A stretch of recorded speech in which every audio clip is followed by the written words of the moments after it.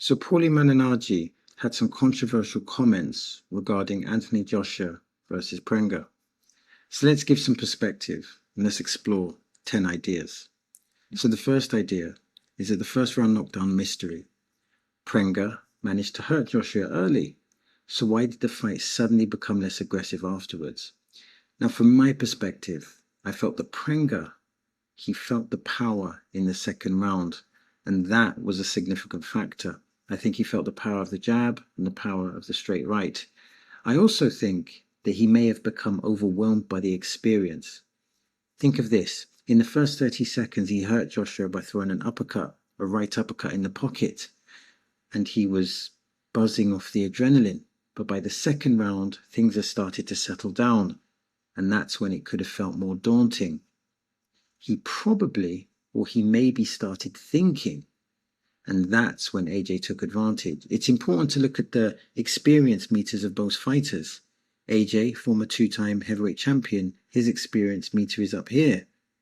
Well, Prenga's experience meter is down there. And that, I believe, was significant. The second idea is that Prenga, was he selected as a safe warm-up? And was he probably examined? I truly believe that they underestimated Prenga.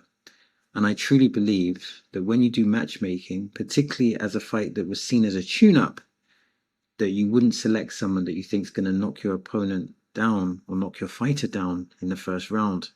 Clearly, they underestimated Prenga. I don't think they believed that Prenga would have the audacity to come out and just go for it. Looking at it logically, now in hindsight, it's easy to say, oh, of course he was going to go for it. But at the time, it would have been more logical to assume that Prenga would try to box and then try to come into the fight in the second half of the fight. That would have been the most sensible approach. However, so I think the matchmaking didn't factor that in. I think they probably thought Prenga was vulnerable, probably had a protected record. And I think Joshua's team has clearly made a tactical undersight, or they've made a tactical mistake when it comes to operating in the pocket, and they need to fix that mistake. Now, the third idea is Pauli Mananarji's credibility, and he has great credibility, which means that when he openly looks and entertains conspiracy theories, his boxing experience, his vast boxing experience, make the accusations seem more serious. First of all, let's establish that Paulie Malignaggi has amazing credibility. On top of that, let's also acknowledge that Paulie Malignaggi has a great way of articulating the science of boxing, or the art of boxing. He's great at articulating the process. Check his commentary on the AJ Dillian White fight. I think that's a good example of his commentary. Also, in terms of his credentials as a fighter, I remember that Cotto fight. He was such an underdog in that fight, and he really put in a brave, courageous performance. So clearly, what are we saying here? Paulie Mananarji, he has high credibility, so when he says something, we have to take it seriously. He's entertaining the conspiracies. That doesn't necessarily mean that he thinks the conspiracies are true, but he understands more than others that boxing has an element of corruption. I personally think that to think that this was corrupted is a bit of a stretch, considering how the fight went. If Prenga took a dive in round one, then I think a conspiracy would be more than logical. But I think these alternative conspiracy theories, I think that they can be innovative, but I don't think that they necessarily are true.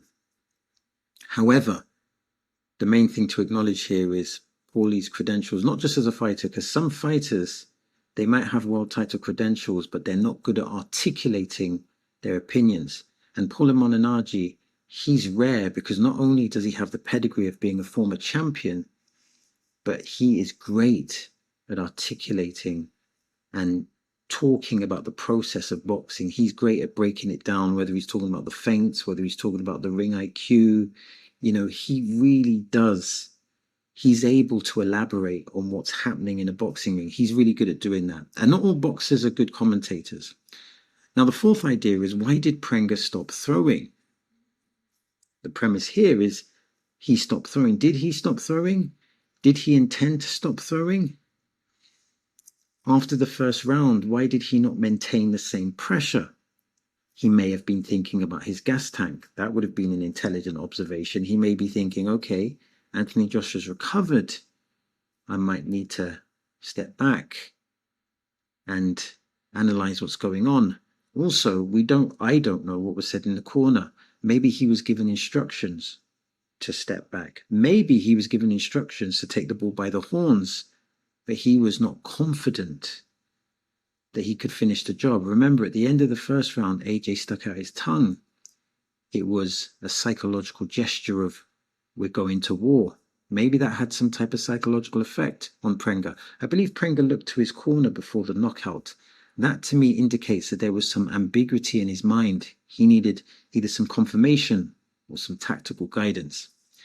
And the fifth idea is the money behind the fight. Could the financial value of Joshua and Fury have created pressure to protect the matchup? Of course, they would have selected Prenga, and they would have selected Prenga under the premise that they would have thought that he would be, I don't want to say easy opponent because no opponent's easy, but they would have seen him stylistically as someone that Joshua could have walked through. And I think that Prenga's audacity and Joshua's lack of focus in the pocket, that was the crucial element. I don't know how you can protect a matchup when your boxer is on the floor.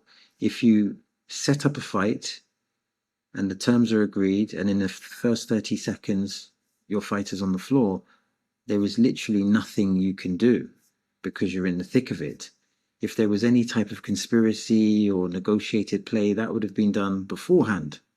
Maybe I'm missing something here. Of course, you know, the financial incentive is in AJ Tyson Fury. Of course it is. Anyway, moving on to idea 6. The Fury fight is still commercially powerful. Even if both fighters are beyond their peak, Joshua Fury remains one of British boxing's biggest possible events. Okay, let's deal with some premises there. Is it commercially powerful? It's definitely commercially powerful. Are the fighters beyond their peak? I believe both Anthony Joshua and Tyson Fury are way past their primes. Is it British boxing's biggest possible event? It's not only a big event in Britain, it's a globally big event. This is a huge fight. AJ Tyson Fury are huge global brands. And from my understanding, they both want the fight. The fight has massive cultural and it has massive financial impact. Looking at the financial impact, actually, if you look at the, this is just speculation here, but the broadcasting and global media rights, 70 million to 120 million. The UK and international pay-per-view sales, 50 million to 90 million. Again, remember, this is just speculation. Ticket sales and hospitality, 10 to 20 million. Sponsorship and commercial deals, 15 million to 30 million. Saudi host site contribution, 40 million to 100 million. So we have a potential of 200 to 300 million. Even if those speculative figures are wrong, the premise stays the same, and the premise is that this is economically a massive fight, and it's culturally a massive fight. And the seventh idea is the alternative explanation. Prenga simply could not sustain it. He could not sustain that moment. And I agree with that premise. I think he knocked Anthony Joshua down twice. Objectively, that's what happened. And I think in the second round, I'm not sure if he could not sustain it. I think that after the adrenaline of having Anthony Joshua on the floor and then trying to finish the fight, I think the second round he went in there, I think he started thinking, started processing, started experiencing the magnitude of the event. And then Joshua took advantage with the jab, the straight right, etc., etc., etc. So I agree with that premise. And the eighth idea is Joshua Fury now too late? Explore whether the fight still represents a genuine sporting contest or merely the final monetization of an old rivalry. I guess the last bit of that, okay, or the first bit of that, it's not too late for it to be a good fight, but it may be too late to establish who is the better fighter. Because if they met in their primes, I think this would have been a different fight. Are they both elite fighters? That's the question. I think the answer to that is no. But then the second question is, can their vulnerabilities actually make this a better fight? And I believe the answer to that could be yes. I think that there's a high potential that someone could get stopped or someone could get knocked out. So it may be too late to establish the objective truth on who's the better fighter, but it's not too late for it to be a great fight and a fight that has massive interest. Idea number 9, the reverse conspiracy theory. Could Joshua have intentionally gone down early to make Fury believe he was vulnerable? It is a wild theory, but psychologically interesting. Let's be honest, that is extraordinarily unlikely. Orchestrating a fake scenario is actually quite complicated. You need both parties to be complicit. If both parties are not complicit, then you have this perspective that Joshua has no respect for Prenga. Imagine this. Imagine that he meant to go down and then Prenga knocked him out because he developed his confidence. I mean, it's an extraordinary theory. It would be a massive risk. Imagine if that risk backfired, and it would be unreasonable to think that anyone would put themselves in that position. And of course, there would be no evidence, I think, to support that position. And finally, idea 10, Joshua did not necessarily duck Fury. The discussion points towards the legal problems and Deontay Wilder arbitration that delayed the fight. I believe that AJ wants to fight. When he talks about it, I believe he wants to fight. I think he's frustrated about the delay. So I think some people have misconstrued some of his dialogue as not wanting the fight, but I think that's the frustration with regards to the negotiation process. I believe AJ is also very confident of victory. Remember, he has a past with Tyson Fury, and that past is about a sparring session, which, according to both parties, I believe, AJ had more success in that sparring session. Now, the nature of how dominant AJ was in that sparring session has yet to be confirmed. Did he simply just win the rounds, or did he simply just win the sparring, or did he hurt Tyson Fury? Did he knock Tyson Fury down? None of those details has been confirmed, but there seems to be this agreed narrative bias that AJ got the better of it. So that will affect his mindset in a very positive way. I truly believe that he feels that victory will be his. And of course, Tyson Fury, I believe, is also confident that he will win the fight. So let's finish this with 5 questions. So why did Prenga stop attacking after such a dominant first round? So it could be the adrenaline wears off, he goes into contemplation, he's trying to save himself. You know, maybe the plan was to box, but then he decided to fight and now he's gone back to box. There's a multitude of reasons why, but I don't think it's highly unusual. Also, AJ's jab got introduced in the second round, and I think that really controlled the narrative. Question 2, was Prenga underestimated, or was he always a dangerous opponent? I think the power of Prenga was underestimated, and I think Joshua's vulnerabilities in the pocket were not truly understood by Joshua or Anthony Joshua's team. Question number 3, does Pauli Mananarji's boxing credibility make his conspiracy theory more persuasive? Pauli Mananarji has amazing credibility, not just as a former world champion, but as someone who has great articulating skills when it comes to talking about the science and the art of boxing. It does make it more persuasive. However, a lot of the conspiracy theories regarding this, I find difficult to buy. Question 4, is there any credible evidence that the Joshua Fury fight influenced the outcome? No, I don't think there is. Of course, there's a massive financial incentive. Everyone wants Joshua to win, but that's what matchmaking is for.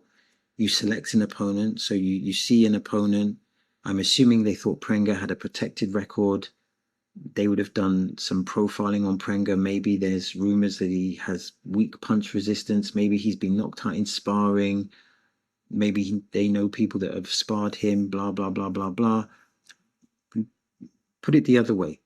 Mo Zatama, even if you take the sparring stories or the camp stories about Mo Zatama, you wouldn't put a great fighter in with Mo Zatama as a tune-up fight, because you would know, not even from his professional record, but even from what he's done in sparring, you would know that that is a massive risk.